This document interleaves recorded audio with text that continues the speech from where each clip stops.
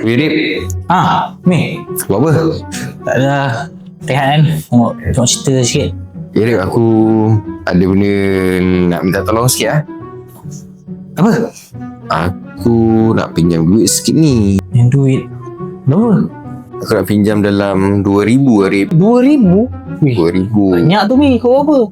Kau kan tahu kereta aku kan tak boleh jalan jauh. Lepas tu motor aku kan problem baru ni. Lagi satu kita ni kan nak raya dah ni.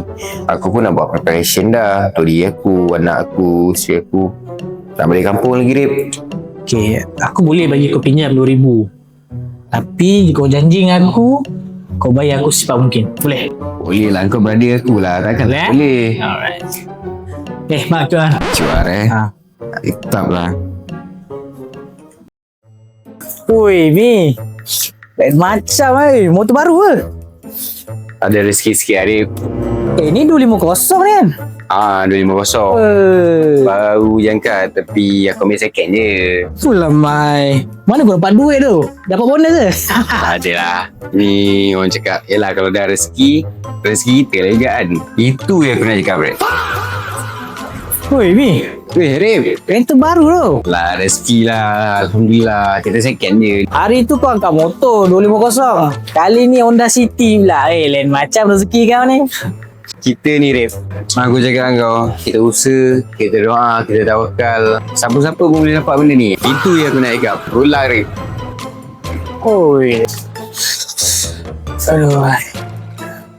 Mi. Ya.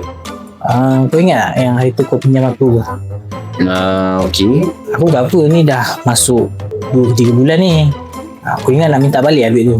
Sekarang, Sekarang lah. macam ni, Arif. Kau kalau pergi pinjam kat aku, kau kena ikhlas sikit, Rif. Barulah rezeki kau pun berkat. Lagi-lagi kau tolong kawan-kawan yang macam aku ni. Kau pun tahu kau tengah sah. Hari ni kau tolong aku. Esok-esok aku tolong kau pula. So, janganlah kerja sangat. Tengoklah bulan depan ni, lepas raya haji ke. Tak ke mana lah benda ni. Okey lah, Rif. Kau gerak dulu, Salah yang itu duit aku ni. Budak ni. Pantang bagi duit.